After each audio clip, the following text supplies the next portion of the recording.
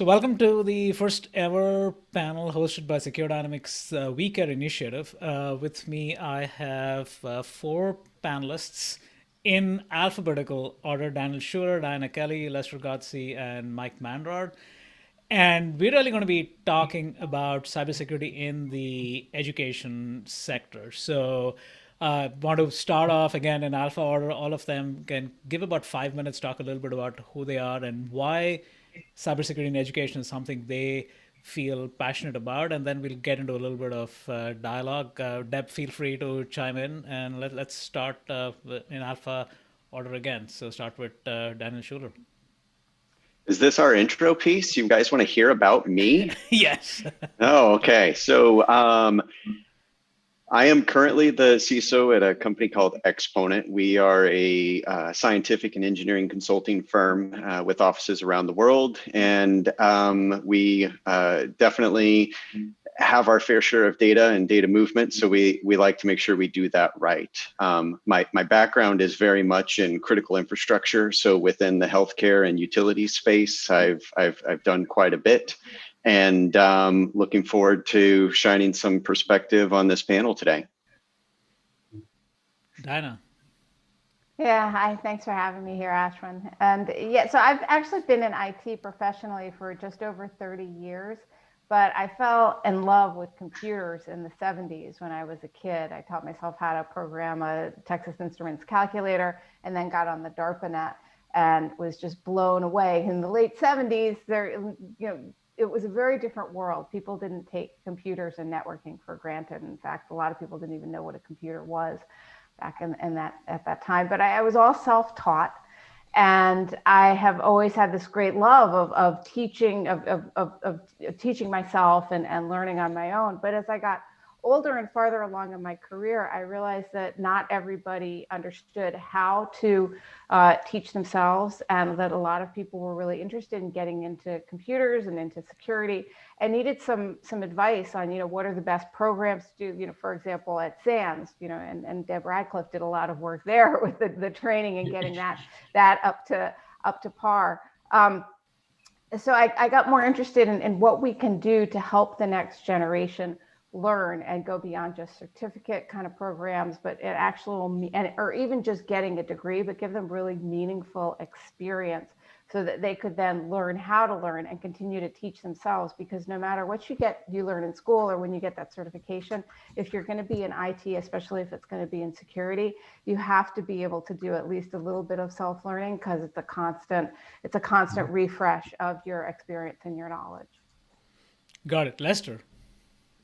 Well, first of all, I'm blown away by your length of experience, Diana. I would have never guessed that. So that's intended to be a compliment, by the way. I was going to say, because my skills aren't up to but I'm sure your skills are up there too.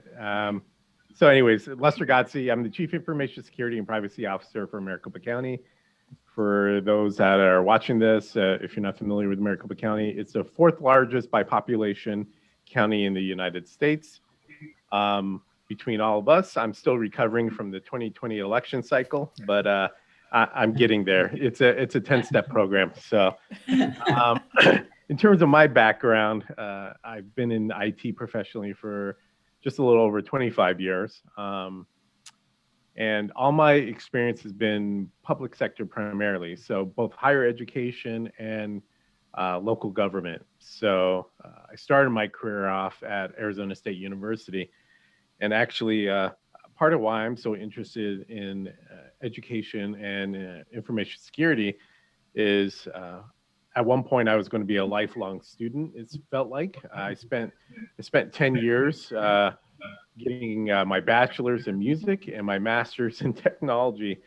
I was not the best student either. So with that kind of time investment, I should be wearing a white lab coat, frankly. But part of also why I'm interested in it, the juxtaposition between education, both K through 12 as well as higher education, is multifold. And I'm sure all of us have experienced this and will continue to, which is shortage in the market of qualified individuals.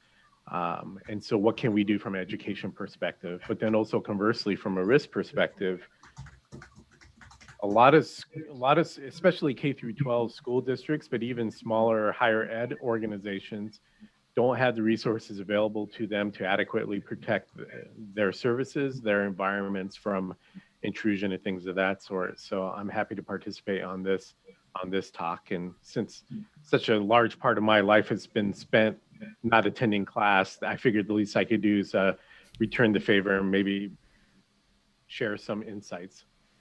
Great. And finally, Mike. So Mike Manrod, CISO for Grand Canyon Education. We also provide the technology and back office services for Grand Canyon University. So the higher ed space has been a space I've been very passionate about for a long time, in part because I was kind of a late bloomer coming into education. I was back in my military days, I was like, oh, education, who needs that? Just work hard, it's no big deal.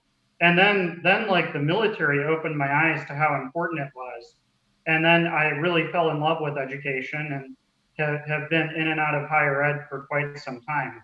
I'm passionate, much like Lester and Diana, I'm really passionate about the twofold aspect. On one hand, higher education and also K through 12 seems to be having an uptick in attack that's outstripping the increase in resources allocated.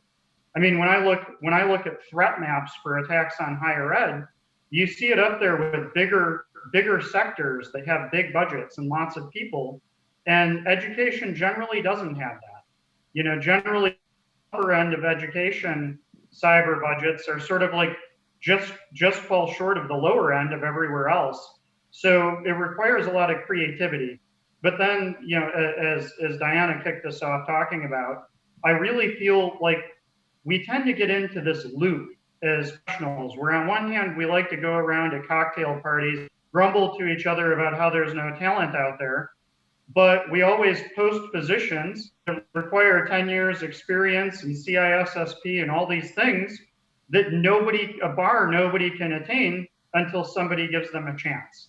So I feel like in education, one, we have to fill that funnel, and we can't just leave it to others. We as professionals and technologists need to get involved in helping inspire students to fill that funnel. But then, as you both discussed earlier, we have to cultivate students along that funnel to help them bridge the gap from the didactic to the practical. So really why I'm here, what I'm passionate about.